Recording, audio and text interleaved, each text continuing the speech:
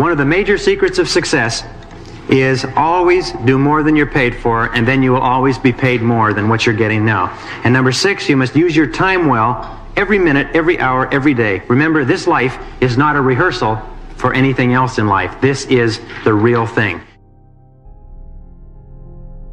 The purpose of this course is not to make you an expert, but to give you the tools of all experts, all really successful people in business. I'm going to hit these points reasonably rapidly. I've made a decision that what you want is the greatest amount of practical, usable information in the shortest period of time. You are quite capable in your own business and in your own activities to take this material away and select from it what you need at the moment. You must have a very, very strong desire to be successful in business. In order to attempt a business enterprise, it's like embarking on a journey across an uncharted ocean, because no matter what you start off with as a compass or a destination, the tides and the winds are going to change your direction very, very quickly. You must have very, very strong desire. You must really, really want to be independent. You must really want autonomy. You must want the freedom. You must want the success, because you're going to be buffeted by the storms of business life, and without a very, very intense desire, you're going to be washed overboard. The second thing that you have to have is you have to have very clear, burning, compelling goals to which you're committed. You have to be able to determine exactly what it is you want to accomplish in terms of income, in terms of business growth, where you want to be in 1, 3, 5, 10 years, and you have to make sure that everything you're doing on a day-to-day basis is consistent with your goals. One of the things we have found is that if you are not doing something that contributes to achieving your aim, then what you're doing probably detracts from achieving your aim. And one of the major reasons for failure in life is the inability to focus single-mindedly on one thing at a time. I'll talk about this over and over as we go through the course. As a matter of fact, everything in this course is aimed at giving you the targets, the pinpoint targets for you to focus on in each area of business development. What are the key things that you have to hone in on and concentrate on in order to be successful? The next thing is belief. You must absolutely believe yourself to be capable in this field. One of the things that we find is that in business, some people are unique and have remarkable talents and can do phenomenal things in a short period of time, but the great majority of business people, 80 or 90%, are of primarily average intelligence. They are not great geniuses. They don't have extraordinarily high IQs, but they do have a very strong belief in themselves and their ability to succeed. They don't believe themselves especially to be inferior to anybody else, and they don't believe that other people are especially more talented or more capable than they are. In my years of experience, I have sometimes heard about business organizations and heard about business people running these organizations and how phenomenally talented they must be. And then when I go to work to consult with these organizations, and I spend hours with these same people that you read about in the newspapers, I sit down and I find they're really quite ordinary people. They just happen to be focused or specialized along a particular line and happen to be doing things a little bit different than other people are doing. And we can think of all kinds of examples of that. John D. Rockefeller said that the two most important requirements for business success are patience and foresight, but especially patience. And we'll talk about this a few times. If you do not have patience, you can't be successful in business, because almost everything in business is timing. There's a too soon and there's a too late. And sometimes as business people, we always want things too soon. We always want things to happen at least a year in advance of their scheduled time. And very often we push and we press to make things happen early, and it causes nothing but difficulties. And of course, the ability to delay gratification. We live in a society where everybody wants everything now. We live in a society where we've been raised on television, which means that there are 30, 60, and 90-minute solutions to all the great problems of life. And we have a tendency as adults, having grown up with 20 or 30 years of television, to always be looking for quick solutions. We see all our life that the most fundamental and complex problems of human existence are solved in those short TV segments, and the very most we're willing to bear is a mini-series. We have to realize that sometimes people problems, market problems, take a long time. I remember I was in a very, very tight fix in business. We had over-ordered, we had bought too much of a particular product, we had overextended our lines of credit, and the person that I was working for, we were talking about whether or not we had, if you like, ruined the possibilities of the company. I never forget him saying, "Brian, it's too early to tell." I said, "Well, we've been in business for 6 months." He said, 6 months is not enough in the marketplace. He said, we have to wait. Let's give it another few months. Now, interestingly enough, as a young person, as an aggressive, impetuous person, another few months seemed like a lifetime. But as it happened, another few months was the difference between failure and tremendous success for that business. It just took a little bit longer for the business to get into the marketplace.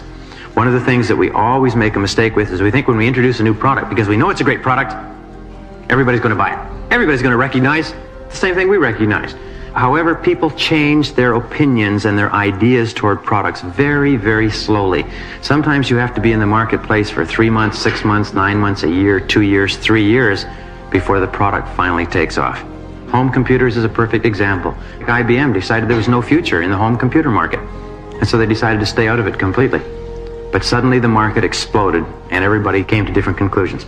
And finally, you'll find that one of the keys to success in business is what is called method. Working systematically, patiently, doing the right things right, dotting the I's and crossing the T's, and then doing them as quickly as possible are the basic elements. And if you keep doing the right things in the right way, over time you must be successful.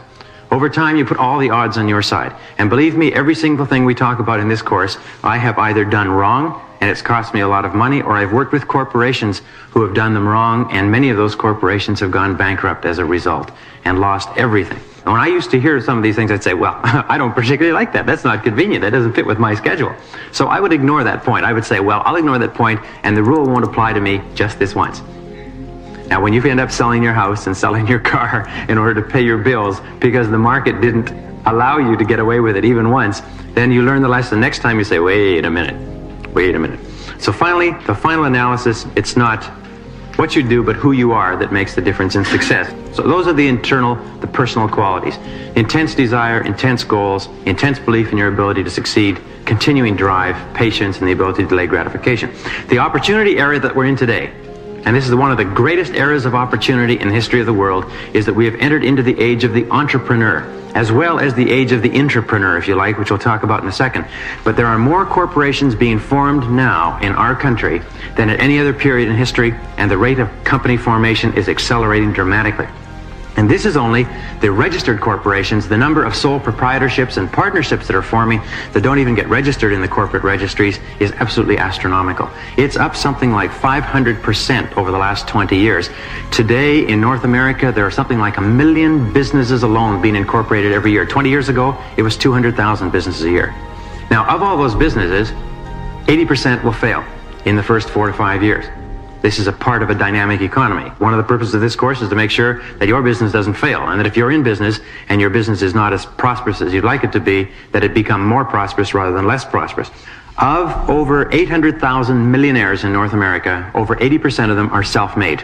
Over 80% of those millionaires started off with nothing, penniless, with an idea, a product, or a service, and they built their business to the point where it is today.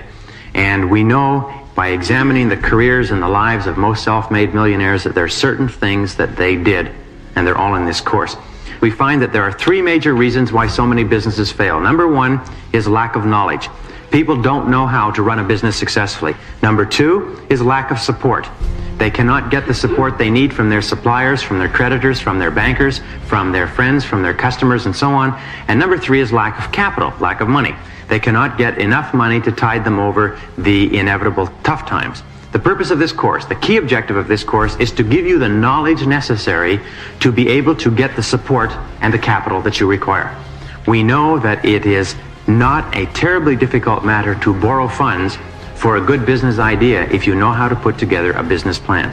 Every single commercial bank in our society is there for one specific reason, which is to make loans to business. They like to make loans to consumers, they like to make loans on homes, but basically their reason is to make good business loans. And if you have the knowledge necessary to put together the right business plan and the right business program, you will be able to make the applications to raise the various finances. And not only that, it is the knowledge of doing the right things and doing right things right that gets you the support necessary in order to generate the markets, to get the suppliers to back you, in order to get the capital, in order to produce the product or service, and so on. So they all tie together, but the knowledge must come first.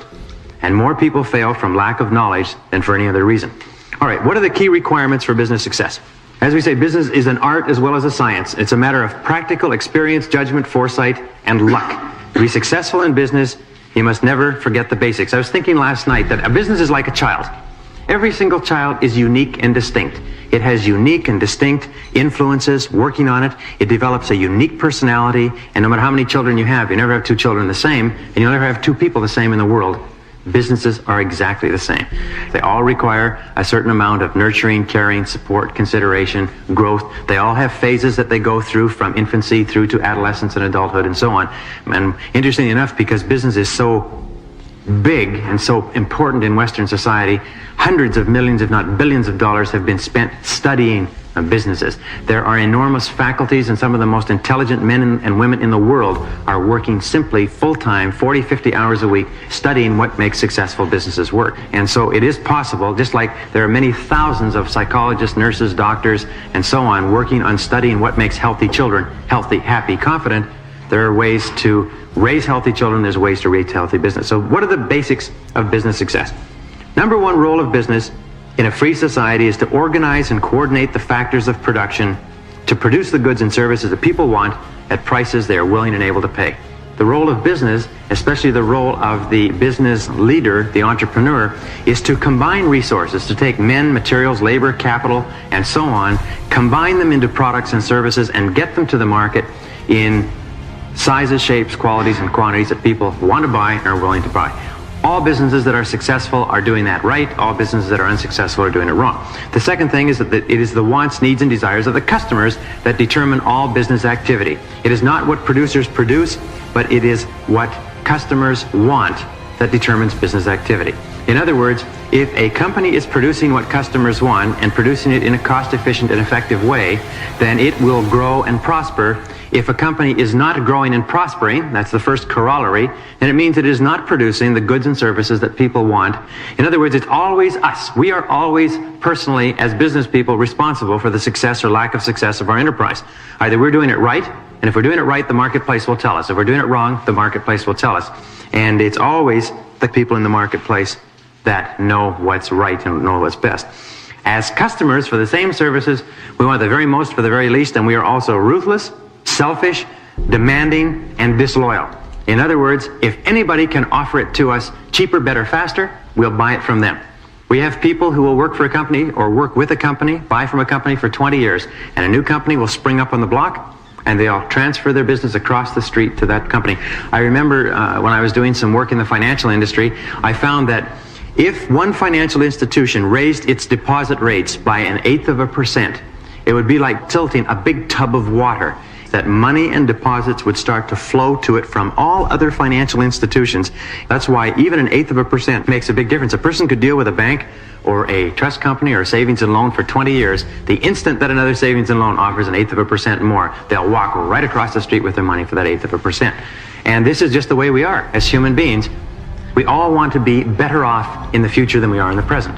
Therefore, every action we take is to improve our condition. Very important. And since we are always acting to improve our condition, we always want to improve our condition the very most possible. If somebody is buying from us, it's because they have come to the conclusion that all things being equal, what we are offering is at that moment and at that time better than what anybody else is offering. If they are not buying from us, they have made the decision that what we are offering is not as good as what somebody else is offering. Very important. We'll talk about this in marketing. Well, we know that customers always make rational decisions, which means that customers are always right. I always find it interesting when I talk to business people, and business people say, well, you know, these customers just don't understand what they're missing. They don't understand. Customers are stupid. They don't see that what we're offering them is the very best they could get, or the very finest quality, the very cheapest. No. Customers are very smart. Customers are brilliant, in fact. Customers are geniuses. Customers can discern the right differences every single day of the week. And it is never the customer who is wrong. It's always the business person. This is one of the hallmarks of successful businesses. They say if we're not selling enough, if we're not doing enough business, it's because of something that we're doing. It's certainly not the marketplace. Well, we know in a dynamic market, there are always opportunities for those who can find new, better, faster, cheaper ways to serve customers with what they want. Many of the largest firms in the world today did not exist 10 years ago. There are many billion-dollar organizations that were not even in a person's mind 10 years ago, and there are many billion-dollar organizations of 10 and 20 years ago that don't exist anymore, or that exist in greatly reduced form. We live, if you like, in a dynamic market. There are always companies and individuals coming up. There are always companies and individuals going down. It's always happening. We see it with changing economy, changing demands, changing trends, and so on. As long as there are customer needs unmet, or better or cheaper ways to meet them, there are money-making opportunities for the creative minority, which means that as long as people don't have everything they want in life, there are always opportunities to start and build successful businesses. The only question is, do we take the time to find out what it is that people want? There are always business opportunities for those who are willing to lower their prices, in other words, to offer new products or services, or to change your customers. We've had done a lot of research on employment, and we find that one of the things that stops individuals who are unemployed from getting reemployed, one of the major things, is they keep insisting that they want to do what they were doing before they got laid off or before their industry collapsed, and they want to keep on doing that, and they want somebody to hire them to do that here in this place where they are living because it's convenient for them.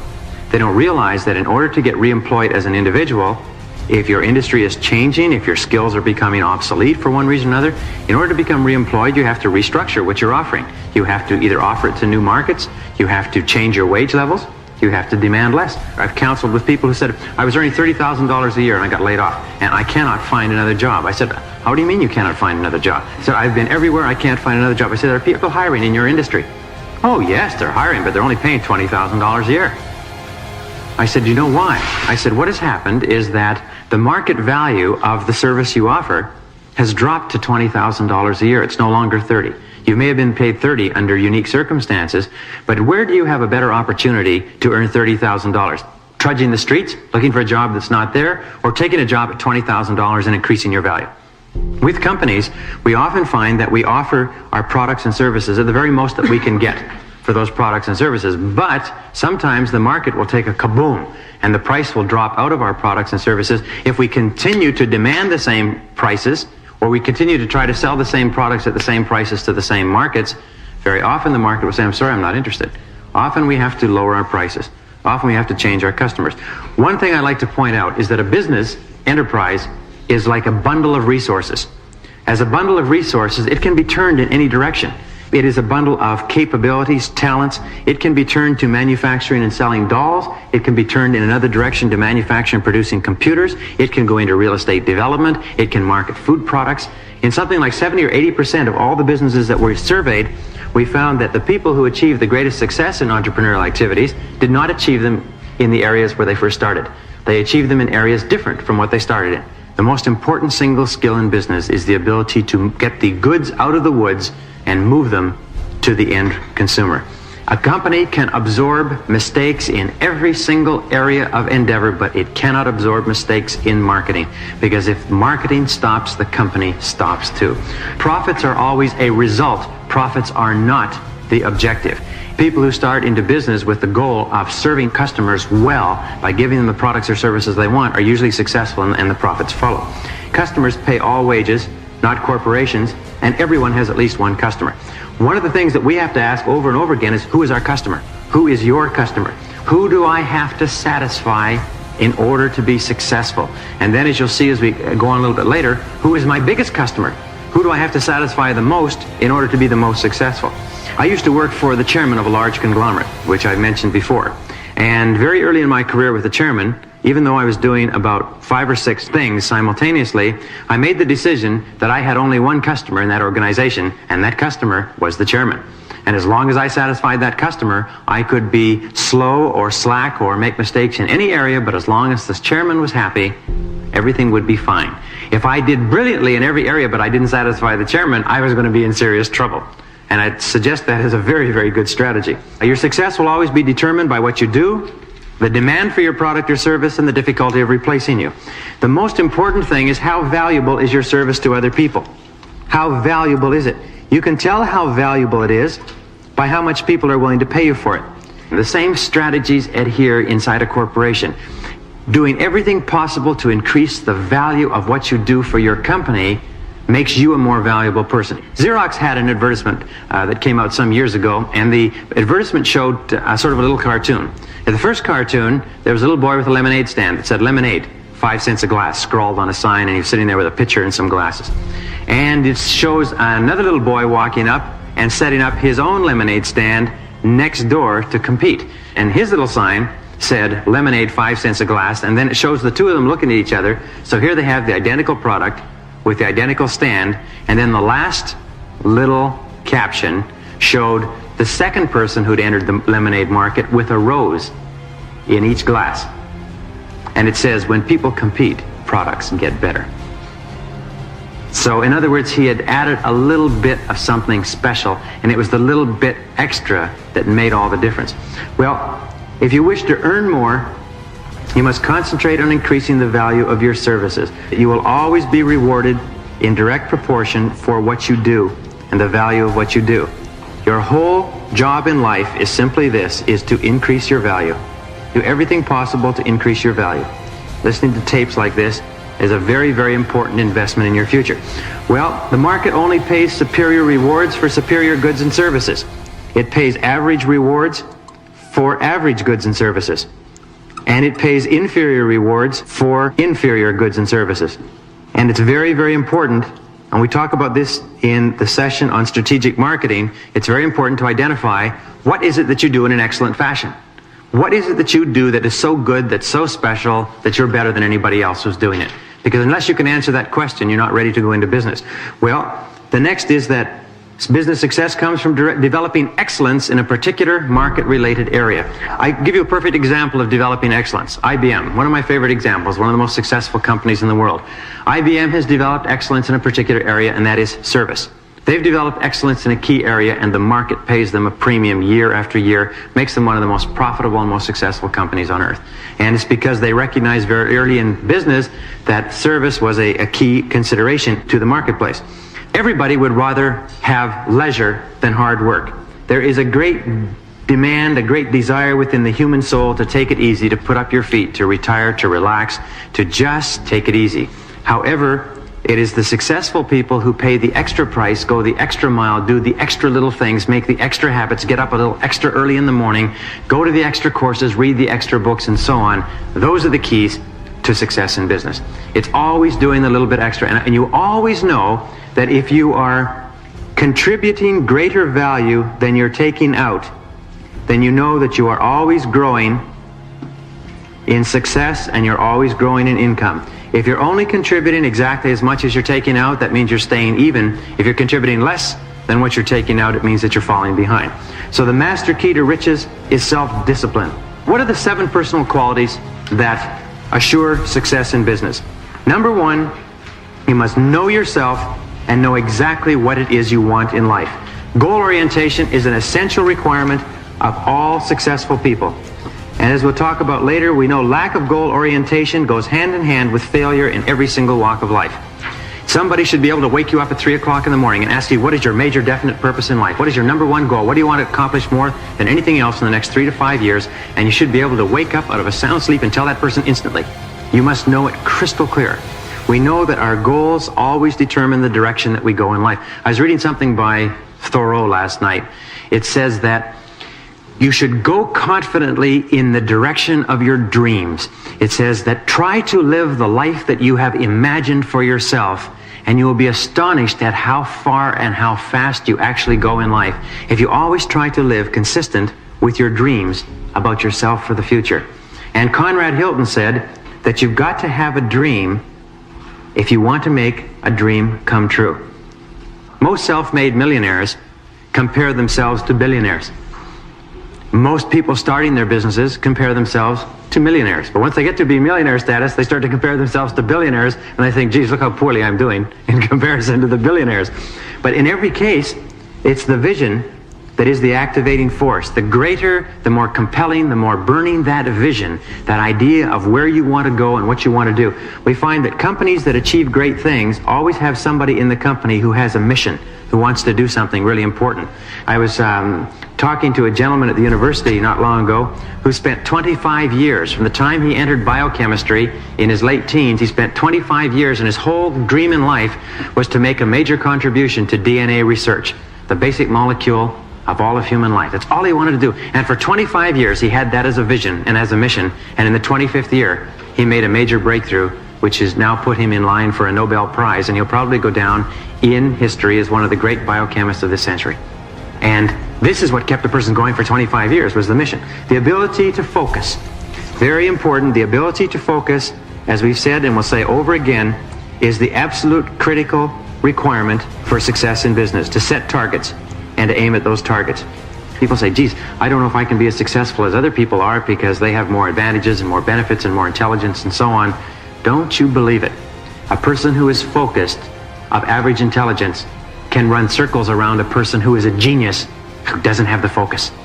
That is why people come out of the universities with PhD degrees and with master's degrees and with sometimes 5, 10, 15 years of advanced education, and they can barely make a living, and other people quit school in grade 10 and grade 11, and they come out of school, and 5 or 10 years later they have their own successful businesses.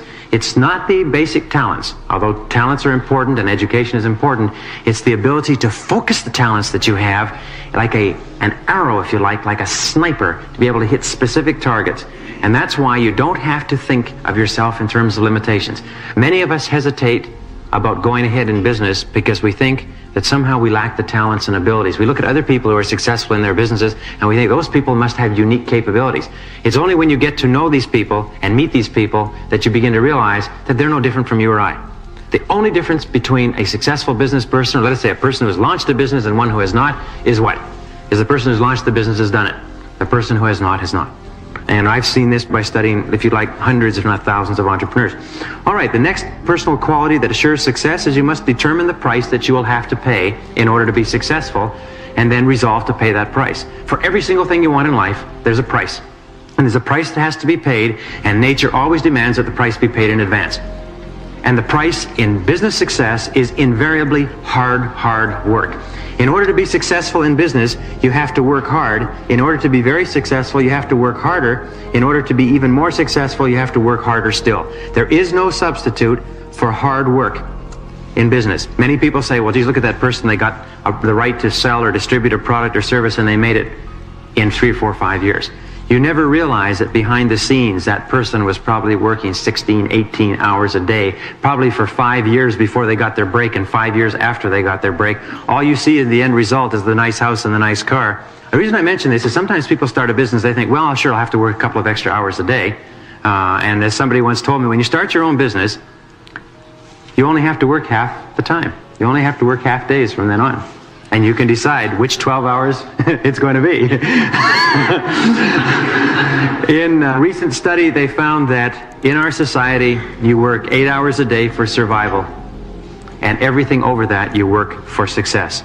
If you're only working 8 hours a day, you won't do anything more than survive. Every additional hour, whether you're working for yourself or someone else, is for success. And so it's very important that you keep putting in those additional hours, whether it's extra reading, extra study, extra work. There are many universities and many psychologists and professors who have studied millionaires. They make it a business of studying millionaires, interviewing them, bringing them together, looking at their lifestyles, looking at their habits to find out what they have in common. One thing they all have in common is that they are always thinking about business and they work extremely hard. Number 3 characteristic is self-responsibility. You have to accept 100% responsibility for your life and for everything that you are or ever will be. Our great old saying, if it's to be, it's up to me. Very important. The acceptance of personal responsibility for everything that happens to you is the hallmark of the truly mature, truly successful, peak-performing individual. And the opposite of accepting full responsibility is making excuses. And many people have said that making excuses is a disease that is fatal to success. No matter what difficulty or handicap you may have, there is somebody else who has had far greater difficulties or handicaps than you who has gone on to be very successful. And there are probably thousands of people who have had difficulties and handicaps far greater than any you will ever imagine in life, and they've gone on to be successful in life. So remember, there's no excuses. That's the key to maturity, is that there's no excuses. You must make a total commitment to your success. Burn your bridges. Total commitment is absolutely essential in order to be successful in anything. My friend Charlie Jones, the great humorist, says that the two keys to success are simply this: set goals, he says, and then make a total commitment to achieving those goals, and then let nothing dissuade you. Burn your bridges behind you, and let nothing dissuade you from going for that goal. Don't try to straddle. I've seen many people who have started a business on the side, and then what they tried to do is they tried to stay with their main line of work, and they've tried to make their business successful too. And do you know what happens almost invariably?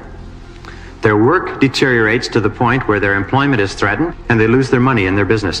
One of the things that I found over and over again, and I've been told this by hundreds of people, is that businesses require tremendous total commitment and full-time commitment. Number 5, you must be willing to work hard, to go the extra mile, and to always do more than you're paid for.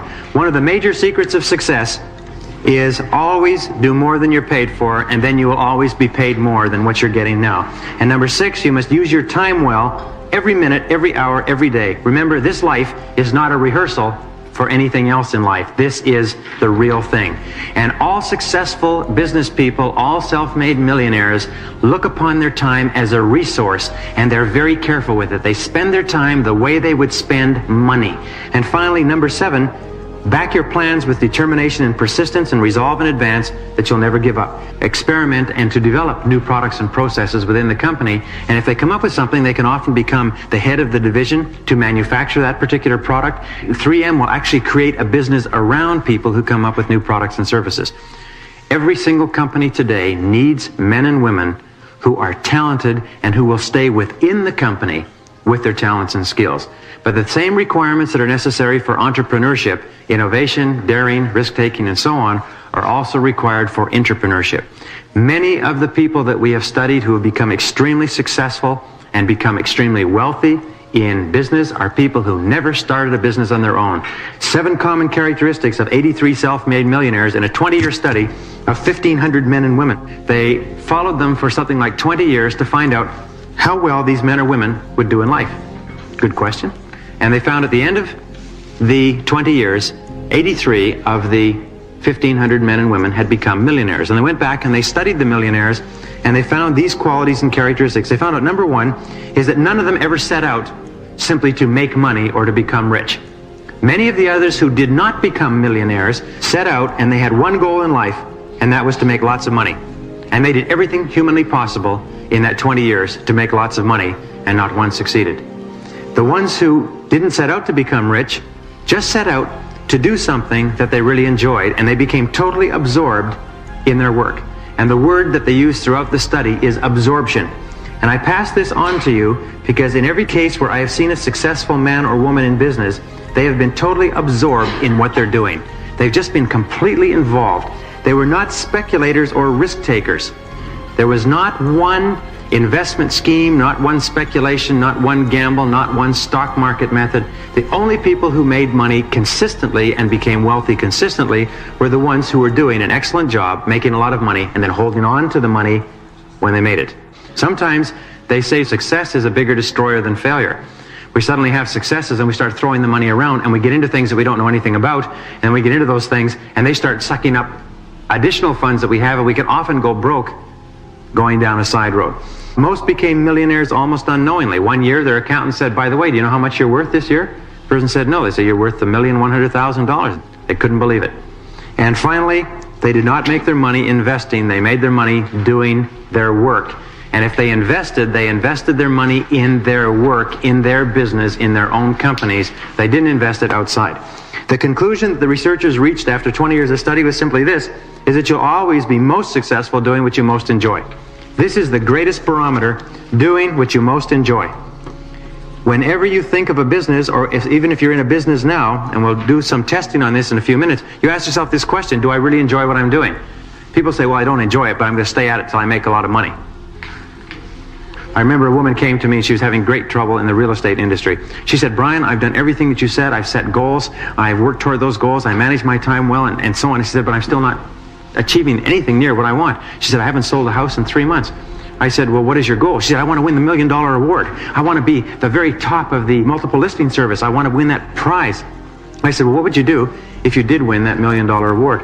She said, oh, I'd quit this lousy business and get into something I really liked. I said, well, that's the problem. She said, well, I hate this. I hate real estate. I hate selling houses. I hate the hours. She said, but I'm determined to stay in it until I'm successful. And I explained to her that in every single case, if you don't love what you're doing, you're not going to be successful at it. The 3 keys are know what you're doing, become excellent in your chosen field, believe in what you're doing, and love what you're doing. Those 3 will guarantee you success more, sure, faster in life than any other 3 keys that I've ever seen in all the literature. Okay, 5 key abilities of successful business people. Number 1, judgment. And judgment comes simply from making mistakes and learning from them. They say that every single wise, intelligent, mature individual was once young and impetuous and foolish and did wicked, senseless, brainless, cruel, idiotic things. That's how they became wise and mature. It's scars and pain that make you wise and put the little crinkles in your corners. So the key thing is not avoiding making mistakes, because you're going to make mistakes, but to learn from every mistake. This is the hallmark of leaders. They never use the word failure. They'll use the word mistake. They'll use setback. They'll use glitch. And they find that the people who move ahead the fastest are the ones who make the most mistakes the earliest and learn the most lessons from them. Now, there's something about nature in the business world that is very unrelenting, in that if you make a mistake in business and you don't learn from it, nature will enable you to make that mistake again. And if you don't learn from it the second time, nature will keep putting you through that hurdle or over that hoop and throwing you flat on your face until you learn the lesson and you say, okay, I got it. I finally learned it. I'm not going to do that anymore. And then you have judgment. Then you have wisdom. Then you go on to the next hurdle. Remember, the hurdles never stop. The most successful multimillionaires and billionaires that you read about in the newspapers and the magazines have fights, struggles, battles, setbacks, obstacles, defeats, disappointments every single day. The difference between winners and losers is that winners pick themselves up, learn what they can, salvage the very best they can from it, and carry on. And losers think that these mistakes, these setbacks, these heartaches are happening to them for the first time in history. Watch for the trends. Many successful business people say that trend analysis is the most important single skill of the business person, which means foresight, to think what's likely to happen in the future as a result of what is happening today. Leadership is the ability to inspire, to elicit extraordinary performance from ordinary people. Leadership is a key quality of successful business people. And remember, you can only inspire others to the degree to which you are yourself inspired. In other words, you must be really excited about what you're doing if you expect to inspire others to be excited about helping you do what it is. And all great businesses have inspiring leaders at the head of the businesses. Communications ability is absolutely critical for successful business people, which means 3 things. The ability to interact effectively one-on-one, the ability to make presentations, to stand up in front of groups, or to make presentations to lenders, or to make presentations to customers, and the ability to write effectively.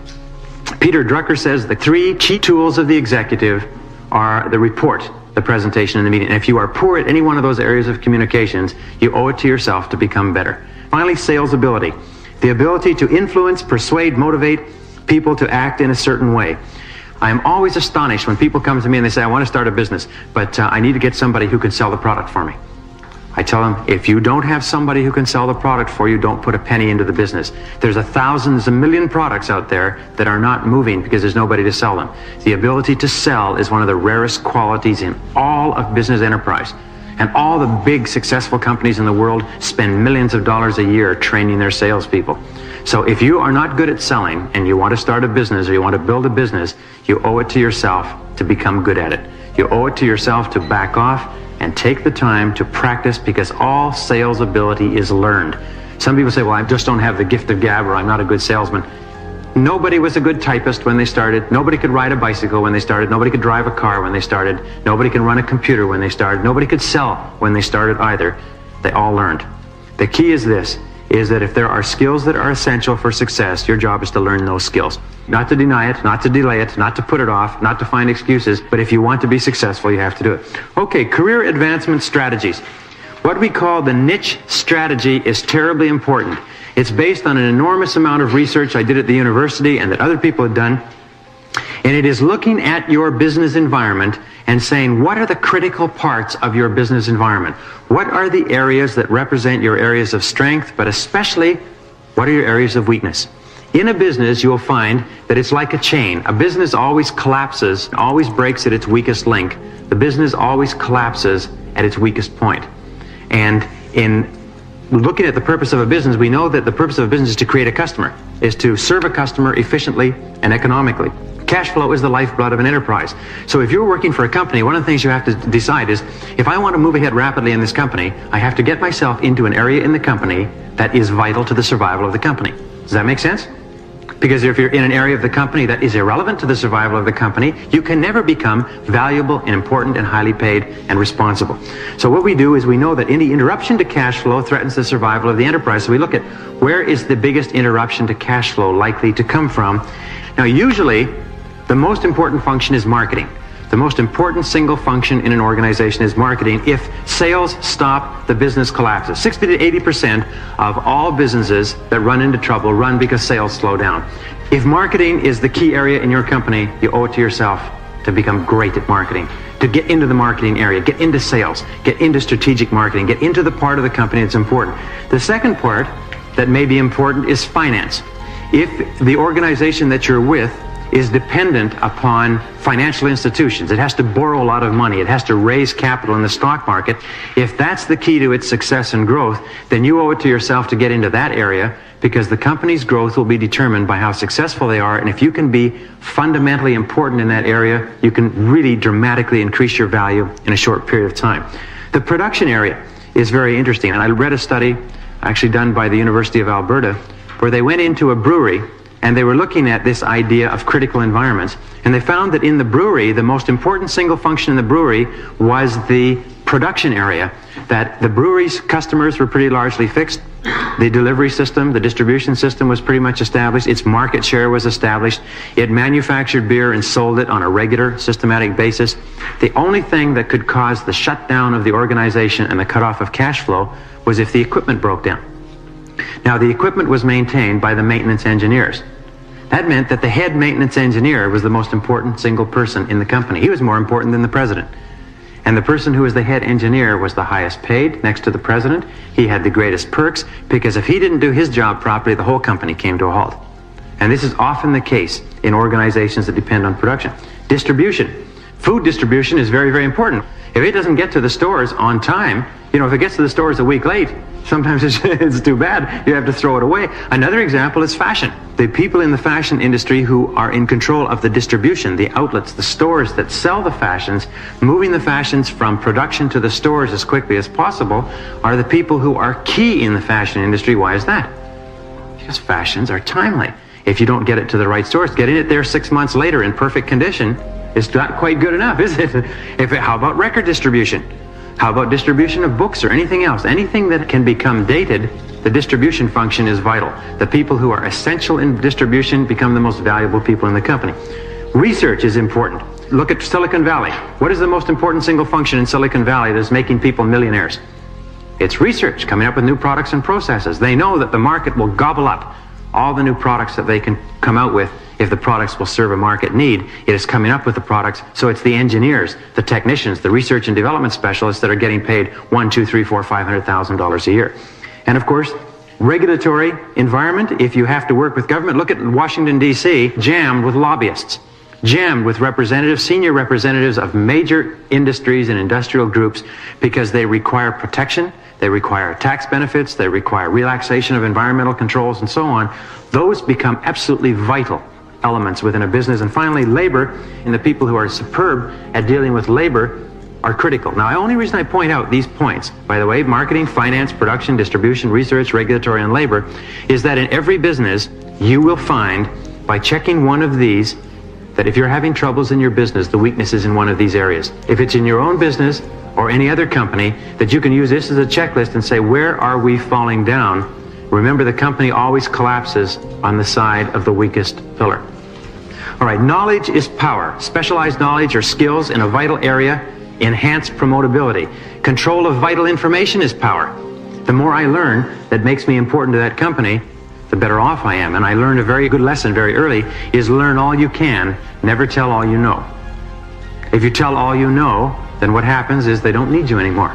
Strive for excellence. Be the most knowledgeable person in your chosen area within the organization. Do it quietly, and pretty soon the rewards will start to flow to you. Okay, what are the reasons for business failure? In my estimation, there are 14 major reasons for business failure. Number one reason for business failure: lack of direction, the failure to establish specific goals and plans to achieve them. If you don't have specific goals, what you do is you become reactive.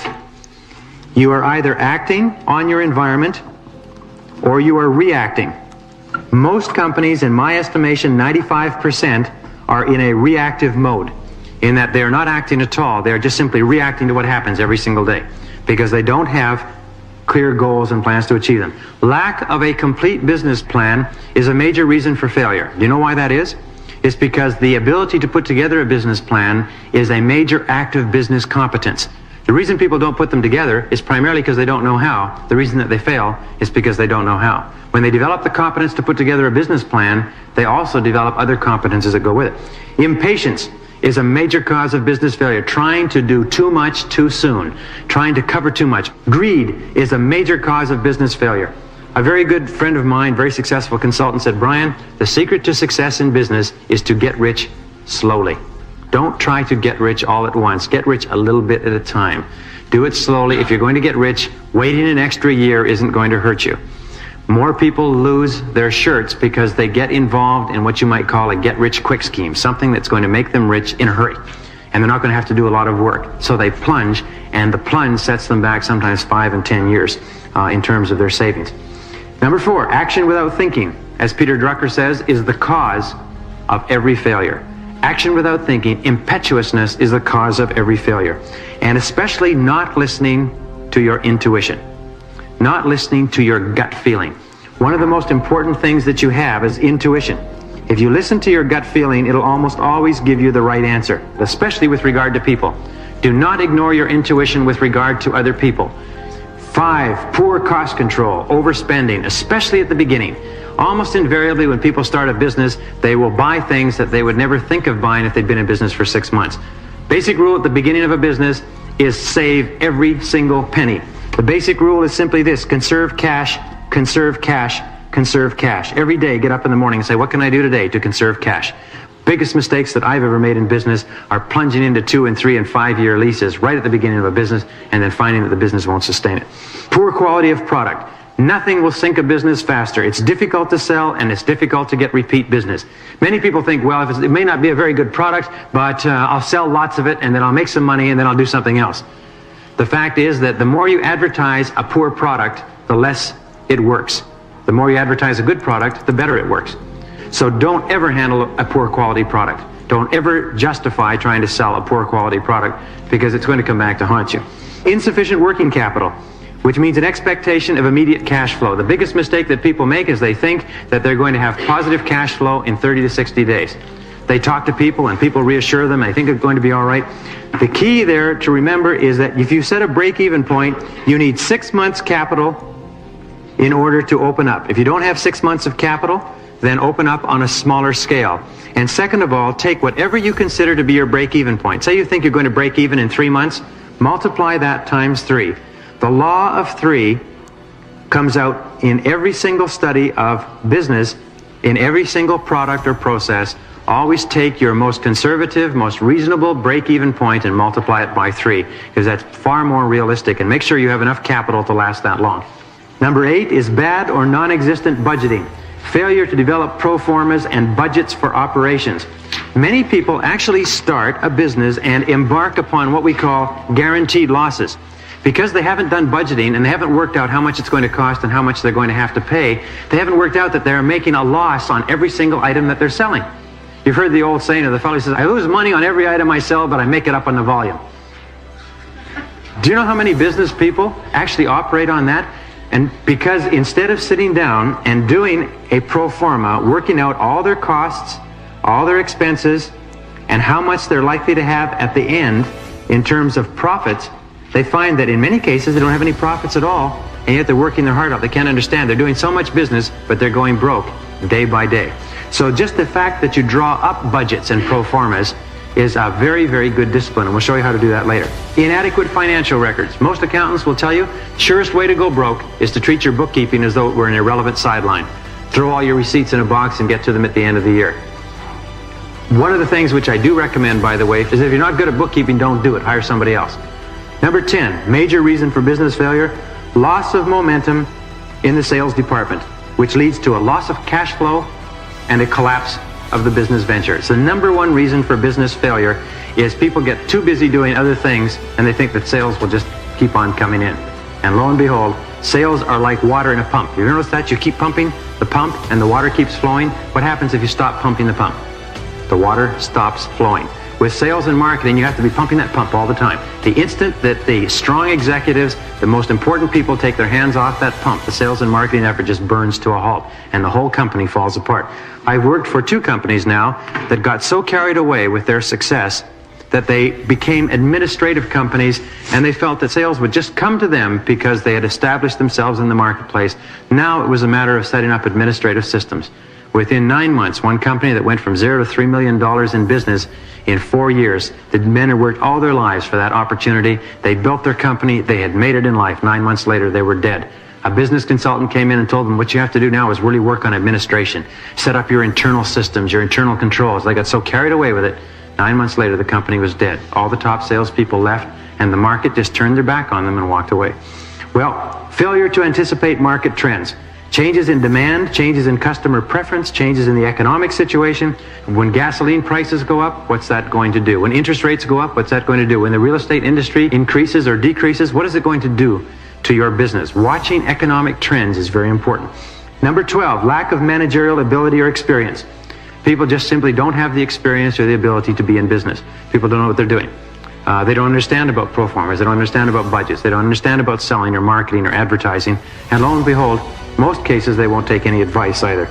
So you can always get experience or ability if you do it slowly.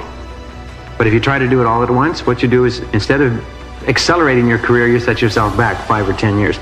Indecisiveness is a major reason for failure. The inability to make decisions in the face of difficulties. Things start to go wrong, and what do? Is you put off making hard decisions. Another thing is inability to make decisions, delaying decisions because of fear of hurting people's feelings. Keeping on incompetent people, staying in business relationships that aren't working for fear of hurting somebody's feelings is one of the major causes for failure in small and medium-sized businesses. Isn't that interesting? Interesting statistic came out of some very large consulting studies that were done a few years ago, is that if we cannot immediately cut off the deadwood and keep working with only people who can do the job, chances are they'll drag us under. And afterwards, you know what? They'll hate you for having kept them on for so long. Bad human relations with staff, suppliers, creditors. 95% of all business failures come from an inability to get along with other people. Number 14, which underlies everything, is diffusion of effort, lack of priorities, going off on tangents, and the inability to concentrate on doing the right things and doing things one at a time. Now, what are the reasons for business success? Well, there's 10 reasons for business success, many of which are the converse of the reasons for business failure. Number 1 is the product or service is well suited to the needs and requirements of the current market. Very important. Number 2 is there is a complete business plan developed before commencing business operations. The development of a business plan, although it is laborious, is a sign of managerial competence. It tells you and it tells the world that you're qualified to start a business. The inability or unwillingness to develop a plan tells the world that you are not competent. Number 3, a complete market analysis is followed by a development of an advertising, promotion, and sales program. In other words, you sit down and you determine who is your competitor, who is your market, where do you sell, who buys, why they buy, what benefits they buy, what you do better, where you're going to sell to, and so on, which we'll talk about in a subsequent session. And then you design your sales programs and work it out. Let me give you an example. I sat down with a person who was going to open a store in a shopping center. And we went through the financial analysis. I was trying to lease them the space, as a matter of fact. I went through the financial analysis, and it turned out that that person would have to have something like 38 customers a day spending an average of $25 per person in order to survive selling the products that they were selling. And their average sale was $12 per person, and it was a small rural shopping center, and they would never be able to survive. I just worked them through it. Based on what you have to sell in order to survive, you're not going to be able to do it in this location. And he said, no. He said, you don't understand. And he opened the store anyway, and he lost 5 years of savings. He went broke 6 months later. So the financial analysis and the marketing analysis is important. Tight financial controls, good budgeting, accurate bookkeeping, and accounting. The basic rule to remember in running a business, and I've worked with some of the most successful business people in the world, is frugality, frugality, frugality. Cheap, cheap, cheap. Pinch every penny until it screams. Be very, very careful. As we said before, conserve cash. Go cheap every single penny that you possibly can. Buy used equipment, used furniture, used carpeting, rent used space, and so on. Be very, very careful about expenses. A high degree of competence, capability, and integrity on the part of the key staff. Very important. Hire only the people you need, and hire people who can do what you need them to do. Don't try to train people on the job, especially in a small and medium-sized business. Good internal efficiency, good time management, clear job descriptions, clear and measurable output responsibilities. In other words, everybody knows what they're supposed to do, knows the most important things they're supposed to get done, and manages their time well in order to do it.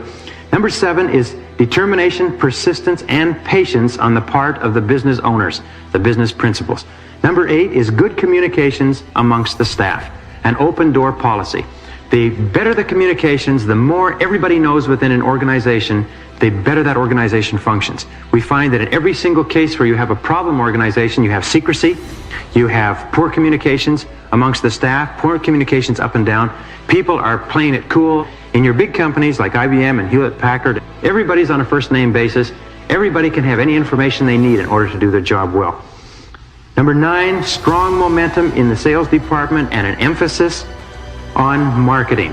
Everybody thinks marketing all the time, which leads us to number 10, a concern for the customer at all times is a top priority.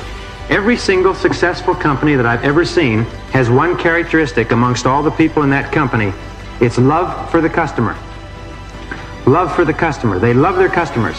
They are very concerned. If a customer has a problem or a complaint or a difficulty, they're very, very concerned about it. And you'll find that right from the switchboard all the way through, when you call a good company, they treat you like you're really, really important. I used to work for a large department store chain that subsequently had a lot of financial problems. The clerks would be so busy doing their busy work behind the counters that when a customer actually came along, they'd be irritated. They look up as though you were actually interrupting them. They had lost all sight of the fact that all of the arrangement of the counters and the merchandise and everything else was for when the customer came in. And what happens is they treat customers indifferently. They say, oh, geez, well, I can't do that now. I'm going on coffee. Or could you hurry up? It's almost my lunch break. I was doing some consulting with a firm just last week where the manager was appalled. Somebody came in to buy $800 worth of merchandise at 4:45 that had to be installed. And it took about 20 minutes to install it. And the person says, I'm sorry, we can't take the business. You'll have to come back tomorrow because we shut down at 5 o'clock. And it'd take 20 minutes to install it. They turned an $800 customer away. He said, we never knew whether that customer ever came back or not. But it was certainly disconcerting to find that there are people doing that. We spend a fortune advertising to get them to come in. And they come in and they want to buy, and we tell them to go away because it's just not convenient right now. Do you know what the person had to do? They had to go drinking at 5 o'clock with their buddies, and they didn't want to be late. So be very careful about that. Those are the reasons for business success. Now what we're going to do is a very brief exercise. I'm going to ask you to answer some questions. And these questions are very important. They're important for now, they're important for tomorrow, they're important for the future, and they enable you to focus on the very most important things that you could or should be doing within your business. And I'm going to give you 1 minute to answer each of these questions, and I want you to write them as fast as you can. Write the first things that come to your mind. Don't think about it. The first, number 1 question is list 5 jobs or full-time activities, paid or unpaid, that you have done in your life. List the first 5 that come to mind. List 5 jobs or full-time activities. Anything that you've done, whether it's been paid, charitable, whether it's been in school, whether it's been with a social organization politically. Write the first 5 full-time activities that you have engaged in since you left high school. However many you have, now go quickly to question number 2 and write down the one thing that you enjoyed most about each job or full-time activity. In the order that you wrote the jobs, write down what you enjoyed the most. What part of the work did you enjoy? What part gave you the greatest amount of satisfaction in that work? When you look back on it, what makes your heart glow, if you like, or makes you happy when you remember that particular activity? All right, go to question number 3. Again, thinking back, over the jobs, what did you do best in each job or activity? What were you best at? What part of the job or activity did you do the best? Were you the most capable at? If you were doing 5 or 10 different things, what part of it did you excel at? What part of it were you the very best at? Your performance, your skills, your capability were the very finest in that particular area of the job. Now, go to question number 4. What was your major accomplishment in each of those jobs or full-time activities? What one thing did you accomplish? Was it a technical thing? Was it an interpersonal thing? What thing did you achieve that you remember the most as being the highlight of that job or activity? Just think through. In retrospect, the one thing that you did or the one thing that you accomplished or achieved successfully in that job, even if it was just learning a lesson, learning something important, something of value that you got, additional training, whatever it happens to be, write it out as quickly as you can. All right, go on to the next question. Wherever you are, go on to the next question. Now list 5 activities, experiences, events, or situations in your life that have given you immense personal satisfaction, a feeling of importance, of self-liking, and self-worth. It could have been getting married, it could have been getting a degree or graduating, it could have been anything, but write the first 5 that come to mind as quickly as possible. All right, question number 6. If you could have any job or be in any business, what do you think you would enjoy the most? Imagine a billionaire who controlled a variety of organizations came up to you and said you could have any job you wanted or be in any business in the world.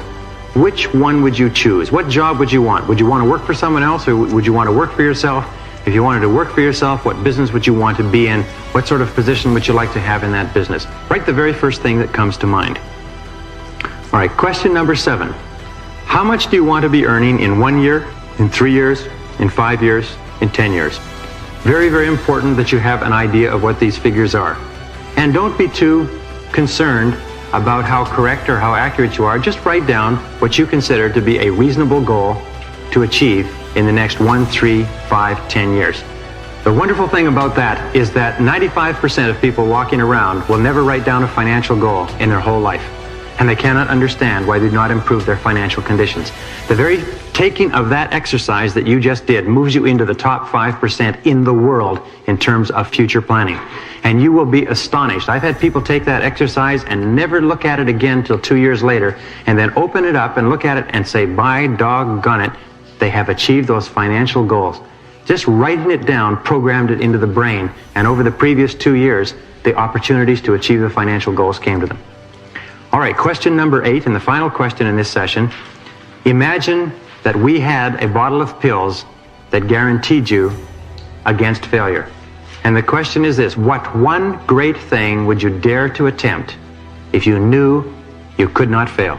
Each of you would get one of these pills. You could take this pill. You'd be guaranteed of success, 100% of any one thing that you attempted in your world, especially in your business and your career world. What one great thing would you aim for if you absolutely knew beyond a doubt that you could not fail? Write the first thing that comes to mind.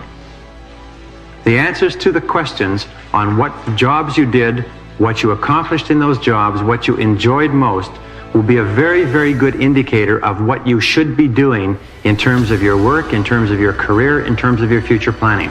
Very often we find ourselves doing something later in life which is very different from all the things that gave us joy and satisfaction at earlier periods in our life, and we wonder why we are not excited when we get up in the morning. The key is to go back and look at the things that you've done before that really made you happy, that really made you feel great about yourself, that gave you a feeling of importance and self-esteem, and try to structure your activities so you're doing work, the kind of work with the kind of products and the kind of people and the kind of environment that recreates those experiences that for you are unique and that will enable you to achieve everything you're capable of achieving in business.